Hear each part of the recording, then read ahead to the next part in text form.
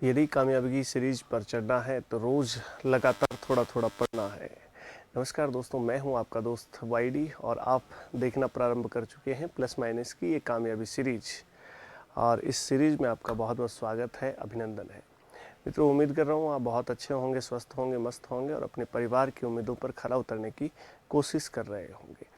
मित्रों, जैसा कि आप जानते हैं कि DSSB 2023 हमारे लिए बेहद खास है और इस परीक्षा में हम 100% सिलेक्शन लेकर रहे हैं। इसलिए ये सीरीज़ हमने प्रारंभ कर रखी है। ये बहुत बड़ी एक प्रश्नों की श्रृंखला है जिसमें आप सभी जुड़ करके और हिंदी विषय को मजबूत बना लेंगे। चलिए आज की क्लास की यहाँ से शुरुआत करते हैं। मित्रों, आप सभी का फिर से एक बार तहे दिल से अभिनंदन और स्वागत। पिछली कक्षाओं को आपने जो प्रेम और स्नेह दिया उसके लिए भी आपका बहुत बहुत धन्यवाद। क्लासेस आप देखते रहें, आपको बहुत अच्छी लगती हैं तो क्लासों को आगे शेयर भी करते रहें। और अगर आप उससे कुछ सीख रहे हैं तो आप लाइक, कमेंट और वो सारी चीज़ें जो यूट्यूब पर आप किया करते हैं वो डेफिनेटली करते हैं। चलिए दोस्तों, तो आज की क्लास की शुरुआत करते हैं। आपका दोस्त वाईडी आपके साथ। चलिए, आज का ये जो सारी चीज़ें हैं वो हम बताया करते हैं आपको। चलिए, आप खुद समझदार हैं।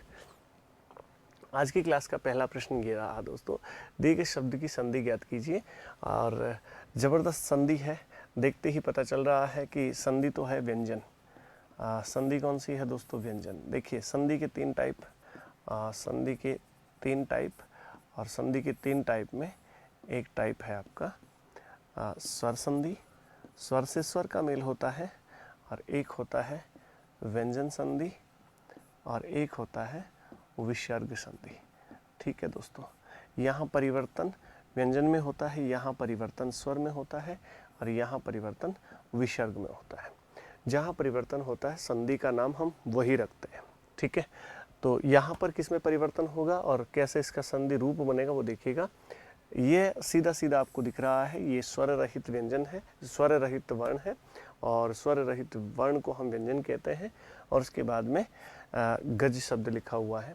देखिएगा, पहले पद का अंतिम वर्ण और दूसरे पद का पहला वर्ण ही हम परिवर्तित करने की कोशिश करते हैं। संधि का ये खास नियम है, चाहे वो व्यंजन हो, चाहे वह स्वर संधि हो और चाहे वह विसर्ग संधि हो। तो यहाँ पर दिक और गज का क्या बनेगा, इसका एक नियम है दोस्तों व्यंजन संधि का, कि अगर क च ट त प यानी प्रथम वर्ण के बाद में, किसी वर्ग के प्रथम वर्ण के बाद में तीसरा वर्ण आता है तो ये पहला वर्ण है वो भी तीसरा हो जाता है। तो देखो बेटा, पहला क है और क का तीसरा क्या होता है? ख दूसरा और ग तीसरा। यदि ये आधा अक्षर है यानी अर्धाक्षर है तो ये भी अर्धाक्षर रहेगा, ये भी अर्धाक्षर रहेगा। ख तो इसमें होता नहीं है, पहला, दूसरा और तीसरा। तीसरा क्या बनता है? ग। तो इसका ग बनाएंगे, बना दीजिएगा। दी क गज, ये तो गलत है, ये तो क को पूरा कर दिया गया है। नहीं, ये नहीं है, ये यहाँ पर सही उत्तर बन जाएगा दिक धन गज का बनेगा दिग्गज। और ये क गलत हो गया और ये क गलत हो गया, तो इसलिए इसका सही उत्तर जो है वो विकल्प बी होगा। ठीक है, चलिए, समझ में आ रही है बात? बहुत बढ़िया। दिए गए शब्द युग्म का सही अर्थ युग्म ज्ञात कीजिए। शब्द युग्म है, एक जैसे सुनने में लगने वाले शब्द हैं, इनका अर्थ भिन्न भिन्न होता है। और ऐसे शब्द और ऐसे प्रश्न आपको परीक्षाओं में बहुत देखने को मिलेंगे और आप कोशिश करें कि ऐसे प्रश्नों का सहज रूप से आप उत्तर बना सकें। चलिए, पहला है प्रणय और दूसरा है परिणय। तो प्रणय का मतलब आप किसी से प्रेम करते हैं तो उसको प्रणय कहते हैं, और परिणय का मतलब आप एक बंधन में बंधते हैं, उससे जिससे आप प्रेम करते हैं उससे विवाह अगर आपका हो जाता है तो उसे परिणय कहते हैं। इसीलिए परिणय सूत्र या परिणय बंधन आता है। आप खूब सोशल मीडिया पे आजकल देखते होंगे परिणय बंधन में बंधने के, परिणय सूत्र में बंधने के लिए बहुत बहुत शुभकामनाएं, ऐसा कुछ देखते होंगे। विवाह नहीं होता, परिणय का मतलब प्रेम होता है। इसमें एक ही विकल्प ऐसा है जो इस बात को स्पष्ट करता है, प्रेम और विवाह। ठीक है, तो विकल्प 20 का सही उत्तर है। तीसरा, आज की क्लास का तीसरा और क्रमशः ये 43वां क्वेश्चन है, ये प्रश्न है, दिए गए शब्द की संज्ञा ज्ञात कीजिए। देखो दोस्तों, संज्ञा किसे कहते हैं? किसी नाम को ही क्या कहते हैं? संज्ञा। किसी नाम को या किसी भी नाम को, यानी सभी नामों को क्या कहा जाता है? संज्ञा कहा जाता है, पहली बात। और संज्ञा अगर जनरली देखी जाए तो 3 प्रकार की होती हैं। एक होता है दोस्तों व्यक्तिवाचक, क्या होता है? व्यक्तिवाचक। और दूसरा होता है आपका जातिवाचक, क्या होता है भाई? जातिवाचक। और एक होता है आपका कौन सा? भाववाचक। सुनिए, क्या? भाववाचक संज्ञा। अब ढंग से सुने दोस्तों, देखो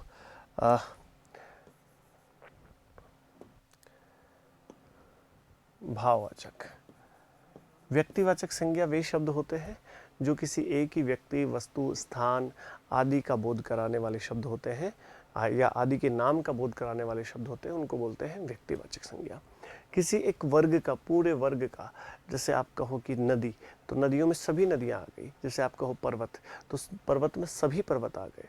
तो ऐसे शब्दों को जो एक वर्ग का बोध कराते हैं, ज्ञान कराते हैं, ऐसे शब्दों को कहा जाता है जातिवाचक, व्यक्तिवाचक, जातिवाचक। और ये है भाववाचक, वे शब्द जो आदमी के भाव का बोध कराते हैं या व्यक्ति के भाव का बोध कराते हैं, आपके अंदर की बातों को अंदरूनी या आपकी आत्मीयता को पहचानने वाले शब्द, आप यूँ कह सकते हैं भाव को पहचानने वाले शब्द, पहचान कराने वाले शब्द क्या कहलाते हैं? भाववाचक। तो यहाँ पर क्या पूछा गया है? संज्ञा पूछिए, संज्ञा बताइए। देखो यहाँ पर इन तीनों में से तो नहीं है गुच्छा। अब गुच्छे को किस में रखें हम? समस्या तो ये आ गई। अब समस्या बहुत आसान है, ये समस्या नहीं है। इसका उत्तर होगा समूहवाचक संज्ञा। अब सुनो, विद्यार्थी कहेंगे कि सर समूहवाचक संज्ञा हमने नहीं सुना और द्रव्यवाचक संज्ञा नहीं सुना। तो दोस्तों मैं आपको बता दूं कि समूहवाचक और द्रव्यवाचक दोनों पार्ट किसके होते हैं? जातिवाचक संज्ञा के। सुनो, मुख्य रूप से जातिवाचक, व्यक्तिवाचक और भाववाचक होते हैं, लेकिन जातिवाचक के 2 उपभेद होते हैं। एक होता है समूहवाचक, और एक होता है द्रव्यवाचक। और इस द्रव्यवाचक को आप पदार्थवाचक भी कह सकते हो, वाचक भी कह सकते हो। जो पदार्थ या द्रव्य का बोध कराते हैं उन शब्दों को द्रव्यवाचक कहते हैं। जो जातिवाचक का ही एक उपभेद है। और जो समूह का बोध कराते हैं उनको कहते हैं समूहवाचक, या इनको कहा जाता है, समूहवाचक विकल्प में नहीं होता तो आप डेफिनेटली इसे क्या करते? जातिवाचक करते हैं। लेकिन सीधा सीधा दिया हुआ है समूहवाचक, इसलिए इसका सही उत्तर क्या बनेगा दोस्तों? समूहवाचक। क्लियर है? समूहवाचक और द्रव्यवाचक याद रखिएगा, जातिवाचक संज्ञा के उपभेद है। ठीक है? मुख्य रूप से संज्ञा के 3 ही प्रकार होते हैं, 3 ही भेद होते हैं, इनको नहीं जोड़ना है आपको अलग से, ये जातिवाचक संज्ञा के ही उपभेद है। ठीक है? तो चलिए नेक्स्ट, अगला जो क्वेश्चन है अपना, दिए गए वाक्य में उपयुक्त शब्द का चयन करके रिक्त स्थान की पूर्ति करें। प्रदूषण की समस्या आज सारे विश्व के सामने, देखो असाधारण नहीं है, असाधारण तो मतलब कुछ ऐसा जिसकी कल्पना ही नहीं की गई हो, तो उसको असाधारण बोलते हैं, जो साधारण नहीं है। और निकट का मतलब नज़दीक होता है, साधारण हो नहीं सकती। प्रदूषण की जो समस्या है विश्व के सामने साधारण तो नहीं है, तो कैसा रूप है उसका विकराल रूप है, भयानक रूप है, आप यूँ कह सकते हैं। तो विकराल शब्द इसके लिए एकदम सही उत्तर बनेगा। प्रदूषण की समस्या आज सारे विश्व के सामने विकराल समस्या बन गई है। इसका सही उत्तर ऑप्शन डी। नेक्स्ट, अगले प्रश्न पर आते हैं। बहुत ही जबरदस्त सवाल। निम्नलिखित वाक्यों में से शुद्ध वाक्य का चयन कीजिए। शुद्ध वाक्य छांटना है। देखो वाक्य कई प्रकार से अशुद्ध हो सकते हैं, उसमें वचन संबंधी अशुद्धि हो सकती है, उसमें सर्वनाम संबंधी अशुद्धि हो सकती है, उसमें लिंग संबंधी अशुद्धि हो सकती है, उसमें पद क्रम संबंधी अशुद्धि भी हो सकती है दोस्तों। तो चलिए देखते हैं कौन सा वाक्य इसमें से शुद्ध है। पहला विकल्प है दिल्ली विश्वविद्यालयों के एक कर्मचारी। देखो विश्वविद्यालयों, ये वचन संबंधी अशुद्धि हो गई है। विश्वविद्यालयों का एक कर्मचारी कैसे? उसमें तो बहुत सारे अनेक कर्मचारी होंगे भैया। दिल्ली विश्वविद्यालय का एक कर्मचारी गिरफ्तार हो गया, ये मुझे ठीक लग रहा है। अभी रुको, आगे और चलते हैं। एक दिल्ली विश्वविद्यालय, एक दिल्ली नहीं भैया, दिल्ली तो एक ही है, तो इसके पहले एक लगाने की बिल्कुल भी जरूरत या आवश्यकता नहीं है। तो ये विकल्प गलत हो गया, और एक दिल्ली ही इसमें दिया हुआ है, इसलिए ये भी गलत है। और सही उत्तर की पहचान हम कर चुके हैं। विकल्प बी इस प्रश्न का बहुत सही और सटीक जवाब है। क्या होगा? दिल्ली विश्वविद्यालय का एक कर्मचारी गिरफ्तार हो गया। ठीक है, नेक्स्ट अगला सवाल आपके लिए ये रहा। दिए गए शब्द का समास ज्ञात कीजिए। और शब्द है गरुड़ ध्वज। गरुड़ ध्वज, और गरुड़ किसका ध्वज था या फिर गरुड़ ध्वज किसे कहा गया है दोस्तों? तो ध्यान रखिएगा, विष्णु को गरुड़ ध्वज कहा जाता है। किसको? और विष्णु को। ये बात आप बहुत अच्छे से अपने दिमाग में रखें। और वे शब्द जो तीसरा अर्थ प्रकट करते हैं, जो अन्य अर्थ प्रकट करते हैं, उन शब्दों को हम कौन से समास में रखते हैं? उन्हें रखते हैं बहुव्रीहि समास में। कौन से समास में? बहुव्रीहि समास में। कर्मधारय नहीं होगा दोस्तों, अव्ययी भाव समास नहीं होगा। द्विगु तो वो होता है जिसमें पहला पद संख्यावाची होता है, इसलिए इसका सही उत्तर क्या बनेगा? बहुव्रीहि, यानी ऑप्शन 2, ऑप्शन बी। ठीक है, नेक्स्ट अगला सवाल आपके लिए ये रहा। निम्नलिखित प्रश्न में दिए गए 4 विकल्पों में से उस विकल्प का चयन करें जो दिए गए मुहावरे के अर्थ को सर्वश्रेष्ठ रूप से व्यक्त करता है। इधर का न उधर का होना, तो भैया देखो ये वही वाली बात हो गई, पिछली परीक्षा में आया था अधर में लटकना। अधर में लटकने का मतलब भी यही होता है, न इधर का न उधर का। वो कहा एक और जाता है, एक और जो ग्रामीण परिवेश है उसमें एक और बात चलती है कि धोबी का कुत्ता न घर का न घाट का, तो वो वाली स्थिति यहाँ पर है। देखें, इधर का न उधर का होना, तो यहाँ पर खुद पर थोड़ा खर्च करना नहीं, ये नहीं है। बेआबरू होना, ये लगता है ये ठीक है, बेआबरू होना। अब इसको ना तो उधर इज्जत मिल रही है ना इधर इज्जत मिल रही है, ये कहीं का नहीं रहा है, इसलिए इसका सही उत्तर बनेगा बी। और कलंक लगना ना, ये जीवन की परवाह न करना, ये भी गलत है, तो ऑप्शन बी इसका सही उत्तर बनेगा क्या? बेआबरू होना। चलिए अगले प्रश्न पर चलते हैं। सवाल आपके लिए रहा, निम्नलिखित में से कौन सा शब्द नित्य एक वचन ही प्रयुक्त होता, एक वचन में ही प्रयुक्त होता है? देखो, पेड़ का पेड़ों बन सकता है दोस्तों, तो एक पेड़ और बहुत ज़्यादा हो तो पेड़ों, तो ये तो पेड़ों बन सकता है। लड़का जो है वो लड़कों हो सकता है, लड़के हो सकता है, तो इसका भी बहुवचन बनता है। लेकिन जनता का जनतों नहीं हो सकता, और जनता शब्द को हम अगर किसी वाक्य में प्रयुक्त कर रहे हैं तो आप पाएंगे कि वो एक वचन में ही प्रयुक्त होता है।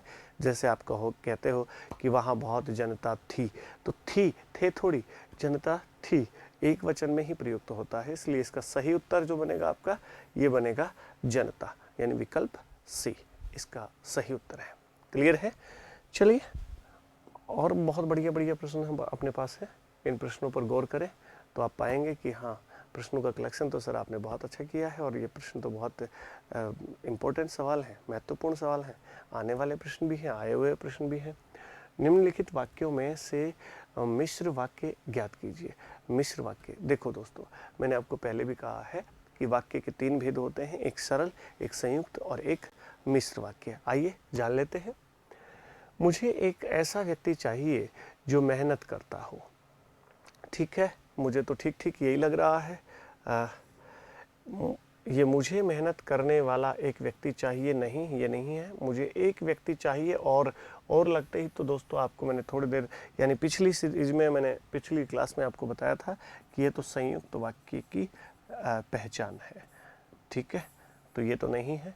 और मुझे एक व्यक्ति चाहिए लेकिन वह मेहनत करता हो, ये लेकिन नहीं आना चाहिए दोस्तों। ये जो और सो जो होते हैं, ये शब्द किसके कीवर्ड माने जाते हैं? मिश्र या मिश्रित वाक्य की वर्ड माने जाते हैं, इसलिए आप इसका सही उत्तर करेंगे ए। माफी चाहता हूँ, इसका सही उत्तर आप क्या करेंगे? ए करेक्ट है, इसमें कोई दो राय नहीं। चलिए नेक्स्ट। निम्नलिखित प्रश्न में दिए गए 4 विकल्पों में से उस विकल्प का चयन करें जो दिए गए मुहावरे के अर्थ को सर्वश्रेष्ठ रूप से व्यक्त करता है। मुहावरा इतनी ज़्यादा बार पूछा गया है आपकी परीक्षा में, मुहावरों को तो ये समझ लीजिए आप, एक भी मुहावरा आपके नज़र से बचना नहीं चाहिए। हिंदी में जितने मुहावरे बन सकते हैं उन सभी मुहावरों को आप पढ़ लें, 2-3 बार पढ़ लें, 5 बार पढ़ लें, जब तक आप इनको तोड़े नहीं तब तक छोड़े नहीं। ठीक है, तो इनको बहुत अच्छे से तैयार कर लें। देखो, उड़ती चिड़िया के पंख गिनना, अब यहाँ पर एक शानदार मुहावरा है, इसका अर्थ देखते हैं। ये कौन सा, इनमें से कौन सा विकल्प इसका सही अर्थ दे रहा है? अज्ञान का पर्दा दूर करना, नहीं। उड़ती चिड़िया के पंख गिन लेने का मतलब है बहुत ज़्यादा अनुभवी हो जाना, बहुत ज़्यादा अभ्यस्त हो जाना। तो यहाँ पर इसका सही उत्तर बनेगा अनुभवी होना। व्यर्थ समय गंवाना नहीं, छुपी हुई प्रतिभा नहीं, बिल्कुल। तो इसका विकल्प बी सही उत्तर है। ठीक है, चलिए। दिए गए वाक्य में उपयुक्त विराम चिन्ह का चयन कीजिए। तो ये सवाल मुहावरा और विराम चिन्ह DSSB में नहीं हो तो ये एग्जाम अधूरी लगेगी आपको।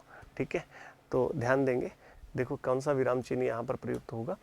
तुम कब और मैक्सिमम टाइम, ये और आपने पाया होगा दोस्तों, मैक्सिमम टाइम या अधिकतर समय आपको कौन सा जो विराम चिन्ह है वो पूछा गया है, वो पूछा गया है आपको तुम कब आओगे। यहाँ तो प्रश्नवाचक ये रहा, कौन सा है, प्रश्नवाचक। तो सबसे ज़्यादा बार आपको अगर कोई विराम चिन्ह की जानकारी के लिए पूछा गया है तो वो है प्रश्नवाचक और दूसरा है विस्मयादि बोधक। इन दोनों विराम चिन्हों को ध्यान से पढ़ करके जाएंगे आप। ये अर्ध विराम चिन्ह क्या होता है, अर्ध विराम चिन्ह ये इस तरह से लगता है दोस्तों, और ये जब अल्प विराम से अधिक समय के लिए वाक्य में ठहराव लिया जाता है तो वहाँ इसका प्रयोग किया जाता है। जब वाक्य पूर्ण हो जाता है, यानी आपका कथन पूर्ण हो जाता है, तो कथन के बाद में पूर्ण विराम लगाया जाता है। और कोष्टक किसी वाक्य का सरल रूप लिखने के लिए आप कोष्टक का प्रयोग करते हैं। और हिंदी में केवल एक ही प्रकार का कोष्टक होता है। मैथ्स में आप देखते हैं मझला कोष्टक, बड़ा कोष्टक, ये सब, तो आप हिंदी में इसी कोष्टक की बात करते हैं। और कोष्टक कहाँ काम में लिया जाता है, जब आप किसी शब्द को नहीं समझ पा रहे हैं तो उसका सरल रूप यानी उसका पर्यायवाची लिखने के लिए आप काम में ले सकते हैं कोष्टक को। लेकिन इसका सही उत्तर बनेगा ऑप्शन डी। क्लियर, चलिए नेक्स्ट। दिए गए शब्द युग्म का सही शब्द युग्म ज्ञात कीजिए। एक है अगद और एक है अंगद। अगद का मतलब होता है दोस्तों निरोग, जिसको कोई रोग नहीं हुआ तो उसको कहते हैं निरोग। तो ये देखो, ये है निरोग। और अंगद का मतलब होता है बाली का पुत्र। क्या होता है, बाली का पुत्र। तो यहाँ पर निरोग है तो इसके लिए ये कर सकते हैं, लेकिन यहाँ पर बाली का पुत्र नहीं है। अंगद एक पात्र है रामायण में, आप देखते हैं दोस्तों, सुग्रीव के भाई बाली और बाली के पुत्र का नाम था अंगद, है ना। तो यहाँ पर ये इत्र है, इत्र नहीं है। और ये इत्र पहले आया है, यहाँ पुत्र आया है और भेद आया है, ये नहीं है। इसका सही उत्तर बनेगा आपका ऑप्शन डी। ठीक है, तो इसका सही उत्तर क्या हो जाएगा मित्रों, ऑप्शन डी, निरोग और बाली का पुत्र। ठीक है, चलिए अगले सवाल पर चलते हैं। अगला सवाल ये रहा आपकी स्क्रीन पर। दिए गए वाक्य में उपयुक्त विराम चिन्ह का चयन कीजिए। अब ये देखो, देखते ही या वाक्य को पढ़ते ही आपको अंदाजा लग रहा है, आपको पता चल रहा है कि ये इसमें कौन सा विराम चिन्ह आप काम मिलेंगे। तो छी यहाँ पर लिखा हुआ है और यहाँ पर ऑलरेडी एक विराम चिन्ह काम में ले रखा है। उपविराम यहाँ पर देखो, ये विराम चिन्ह उपविराम नहीं होना चाहिए था, छी केवल सीधा होना चाहिए था। और यहाँ पर अगर उपविराम काम में ले रखा है तो ये है विसर्ग के रूप में काम में आया है। किसके रूप में, विसर्ग के रूप में काम में आया है छी। ठीक है, तो ये उपविराम नहीं लगाना है। प्रश्नवाचक यहाँ कोई बात नहीं है, ऐसी प्रश्न वाली कोई बात नहीं है। विस्मयादि बोधक, बिल्कुल। देखो जब आपको किसी से घृणा होती है तो भी आप विस्मयादि बोधक विराम चिन्ह का प्रयोग करते हैं। अर्धविराम पहले ही आपको मैंने बताया, इस प्रकार से जो लगता है वो वाक्य में अर्धविराम होता है। इसका सही उत्तर क्या बनेगा, विस्मयादि बोधक। ठीक है, आप उम्मीद कर रहा हूँ आप समझ पा रहे हैं। अगर आपको चीज़ें कम समझ आ रही हैं या मेरी स्पीड को थोड़ा कम करना चाहते हो तो आप वीडियो को पॉज करके बैक करके वापस वीडियो को देख सकते हैं। अगर फिर भी आपको कम समझ में आ रही है चीज़ें तो आप मुझे कमेंट बॉक्स में लिख करके ज़रूर बताएं ताकि मैं स्पीड को कम कर दूं। मुझे लग रहा है कि आपकी इतनी समझ है, मैं इतना मानकर चल रहा हूँ कि इतनी जो आपकी बेसिक समझ है वो तैयार है, इसलिए मैं थोड़ा सा इस तरह से आपको सवाल करवा रहा हूँ और उम्मीद कर रहा हूँ कि आप इन सवालों को समझ भी रहे होंगे। धन्यवाद। चलिए नेक्स्ट, अगला क्वेश्चन ये रहा, कौन सा उपसर्ग आचार शब्द से पूर्व लगने पर उसका अर्थ जुल्म हो जाता है। जुल्म का मतलब भाई कोई किसी पर आप कुठाराघात करते हैं या किसी पर आप अत्याचार करते हैं तो उसको जुल्म बोलते हैं। अब यहाँ पर देखिएगा, आचार का मतलब होता है व्यवहार। क्या होता है, व्यवहार। और व्यवहार में अगर आप यानी आचार में अगर आप एक उपसर्ग जोड़ेंगे तो इसका बन जाएगा दुर्व्यवहार। क्या बन जाएगा? दुर्व्यवहार, यानी बुरा आचरण। तो यहाँ पर दुर जोड़ दो दोस्तों और इसका बन जाएगा दुराचार। क्या बन जाएगा? दुराचार। तो आचार ठीक है, लेकिन इसका विपरीत उल्टा बन जाएगा दुराचार। ये सही है इसका उत्तर, विकल्प ए। अति नहीं होता है, निर नहीं होता है, अन नहीं होता, ये जोड़ने पर इसका विपरीत या फिर जुल्म का अर्थ नहीं देते हैं। तो दुर जोड़ने पर जो है वो जुल्म का अर्थ प्रकट होता है, इसलिए इसका सही उत्तर क्या बनेगा? ऑप्शन ए, दुर। ठीक है, नेक्स्ट सवाल है, कपीस में प्रयुक्त संधि का नाम है, क्या नाम है बताइए। यहाँ पर पूर्ण विराम होता तो ठीक होता, या फिर आगे विवरण टाइप का कोई होता तो चिन्ह होता तो ठीक था, पूर्ण विराम होना चाहिए था। दीर्घ संधि, व्यंजन संधि, यण संधि और गुण संधि। देखो इसका संधि विच्छेद करते हैं पहले। एक शब्द है कपि और एक शब्द है ईश, और कपि का मतलब होता है बंदर, लंगूर, और इसका मतलब होता है भगवान। ठीक है, और इसमें ई है और आगे ई है। दोस्तों ई और ई मिलकर के बड़ा ई बनते हैं आपके हिसाब से, जिसको दीर्घ ई कहते हैं आप। दीर्घ रूप ले लेता है ये, और इससे बनता है आपका शब्द। देखो मैं आपको खोल करके समझाने की कोशिश करता हूँ, ऐसा किस में होता है वो भी बात करेंगे। तो कै का तो कई रहेगा दोस्तों। पहले पद का अंतिम वर्ण है पी, और पी में से ई गया तो पै बच गया आधा। ठीक है, ये लो, और इस ई को आपने बाहर निकाल लिया, इस ई को भी आपने बाहर निकाल लिया, ये बन गई थी बड़ी ई, और आगे कौन बचा है? से। अब इसको आपने जोड़ना है बस। इसमें ई को जोड़ा तो बन गया दोस्तों कपी, लेकिन यहाँ पर बड़ा बनेगा। ठीक है, और बच गया कौन है? से, और शब्द बन गया कपीस। ध्यान दीजिएगा आप इस बात पर कि ऐसा कौन सी संधि में होता है, छोटा बड़ा, बड़ा बड़ा, या बड़ा मिलकर के, छोटा बड़ा या छोटा छोटा या बड़ा बड़ा मिलकर के जब बड़ा बनता है या दीर्घ बनता है, तो वहाँ पर संधि का नाम हो जाता है दीर्घ स्वर संधि। क्या नाम हो जाता है? दीर्घ स्वर संधि। ठीक है दोस्तों, तो ये दीर्घ स्वर संधि का उदाहरण है, और इसमें अगर हम विकल्प ढूंढने जाएंगे तो पहला ही विकल्प इसका सही उत्तर हमें मिल जाएगा। व्यंजन में ऐसा कुछ होता नहीं है। व्यंजन में पहले पद का अंतिम वर्ण जो है वो व्यंजन होना चाहिए, और बाद में व्यंजन या स्वर कोई भी हो सकता है। यण में ऐसा नहीं होता। यण में पहले ई उ री की मात्रा आनी चाहिए, और गुण में ऐसा नहीं होता। गुण में बाद में ई या उ री की मात्रा आनी चाहिए। तो ये भी नहीं है, ये भी नहीं है, ये भी नहीं है, इसका सही उत्तर है दीर्घ। ठीक है, चलिए, तो आज की क्लास को हम यहीं समाप्त करते हैं दोस्तों, और बहुत ही शालीन और सटीक क्लास है। मुझे लग रहा है कि आप ऐसा पढ़ करके, या देखो चीज़ें क्या होती हैं, चीज़ें आसान ही होती हैं, और जो लगने वाले विद्यार्थी होते हैं, जिन भर्तियों में जिन विद्यार्थियों का सिलेक्शन होता है, वो आप और हम में से ही होते हैं दोस्तों। लेकिन जरा सा मामूली रत्ती भर का उनमें अंतर होता है। वो अंतर ये होता है कि वो कॉन्सेंट्रेंट होते हैं, मतलब आप कॉन्सेंट्रेंट हैं, और आपकी जो नौकरी है वो तो निश्चित है। आप और हम मिलकर के अगर ऐसे ही ये योग करते रहे, ये क्लास लेते रहे, ज्वाइन करते रहे, तो निश्चित रूप से आप अपनी सफलता को प्राप्त करेंगे।